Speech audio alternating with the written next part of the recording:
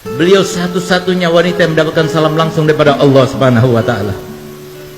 Kenapa demikian? Beliau wanita yang sangat istimewa. Tidak pernah terjadi di dunia seorang wanita yang setia kepada suaminya seperti Sayyidah Khadijah kepada Nabi Muhammad SAW.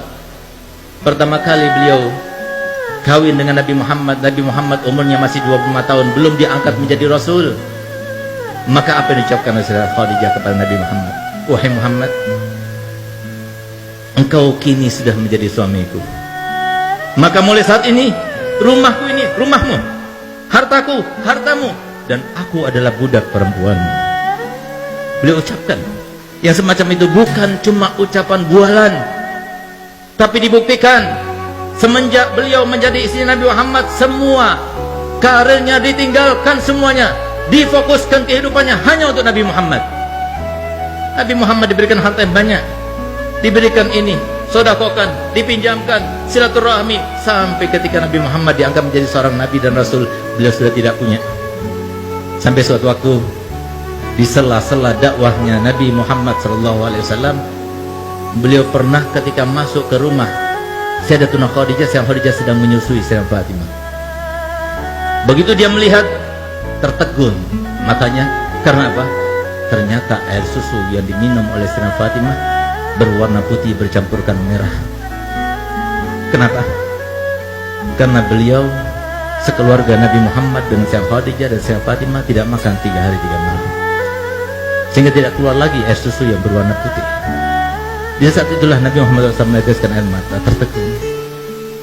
Tapi setelah itu, seperti kebiasaannya, setelah selesai Sayyidah Fatimah diletakkan tidur, maka Nabi SAW seperti biasanya tidur di atas pangkuan Sayyidatuna Khadijah. Ketika dia tidur terlelap, tiba-tiba Sayyidah Khadijah meneteskan air mata yang menyebabkan Nabi Muhammad bangun karenanya. Ketika dia bangun, dia melihat Sayyidah Khadijah dalam keadaan menangis. Maka dia tanya, "Wahai Khadijah, engkau menyesal karena telah mengawini aku?" Apa jawabannya? "Tidak, wahai kekasihku. Tidak, wahai kekasihnya Allah. Aku menangis karena dulu waktu aku kaya, karena dulu waktu aku berpengaruh, karena dulu waktu aku punya, aku kerahkan semua yang aku punya untukmu, untuk dakwamu. Sekarang aku tidak punya apa-apa. Aku yang membantumu, aku tidak punya apa-apa. Kalau penyesalan itu ya Rasulullah, kalau aku anggap aku menyesal karena telah mengawinimu, dengarkan perkataanku.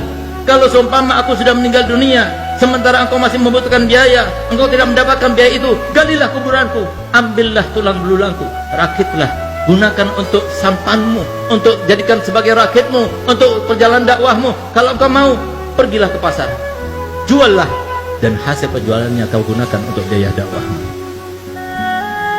Sayyidah Khadijah bukan cuma bualan saja. Sampai detik-detik akhir umurnya, ketika beliau dalam keadaan sakaratul maut, yang bahkan beliau tersenyum pun sudah tidak bisa, yang dengan kesaksian Nabi Muhammad dan sumpahnya Nabi Muhammad, "Demi Allah, seumur hidupku aku tidak pernah melihat Sayyidah Khadijah melakukan suatu tindakan, mengucapkan suatu ucapan yang membuat hatiku risau dan galau karenanya. Demi Allah, aku tidak pernah menginginkan sesuatu untuk dilakukan oleh Sayyidah Khadijah kecuali sebelum aku utarakan, beliau sudah melakukannya untukku." Beliaulah ketika beliau dalam keadaan menanggung rasa sakit yang luar biasa ketika sakaratul maut, maka beliau meneteskan air mata di depan Sayyidatuna Fatimah dan Sayyidatuna Ummu Kulsum yang hanya berduaan yang menjaganya Sayyidah Khadijah. Di saat itulah ketika melihat tetesan air mata, maka Sayyidah Fatimah berkata kepada ibundanya, "Ibu, engkau merasakan sakit karena sakitmu?" "Tidak. Tadi aku menangis karena memikirkan ayah. Kalau aku sudah meninggal, siapa akan masakan untuk ayahmu? Siapa yang akan mencucikan baju untuk ayahmu? Siapa akan menyenangkan hati ayahmu? Siapa akan menghilangkan gundah ayahmu?" Maka Sayyidah Fatimah berkata, "Ibu, semua yang kau lakukan, aku akan melakukannya untuk ayahku." Subhanallah, sehingga pantas Sayyidah Fatimah dijuluki oleh ayahnya Ummu Abiha, ibu dari ayahnya sendiri. Setelah Sayyidah Khadijah meninggal dunia, semua yang dilakukan oleh Sayyidah Khadijah, semuanya dilakukan oleh Sayyidah Fatimah.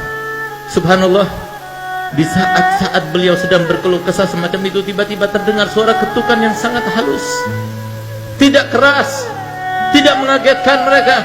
Begitu kedengaran suara ketukan yang sangat halus tersebut, maka langsung isi rumah itu Sayyidah Khadijah, Sayyidah Fatimah mengatakan, "Ayahmu datang, bangunkan aku, bangkitkan bangunkan aku. Sayyidah Khadijah duduk sudah tidak kuat, tapi minta pada Fatimah supaya ditopang dengan lututnya, supaya kelihatan seakan-akan dia duduk. Yang tadinya wajahnya bersenyum saja tidak bisa, dipaksakan untuk tersenyum. Sehingga ketika Nabi Muhammad datang melihat Sayyidah Khadijah dalam keadaan semacam itu, dikiranya oleh Nabi Muhammad Sayyidah Khadijah dalam keadaan sudah baik, sudah enakan. Maka Nabi Muhammad, kalau begitu aku akan meneruskan dakwahku. Dia keluar kembali.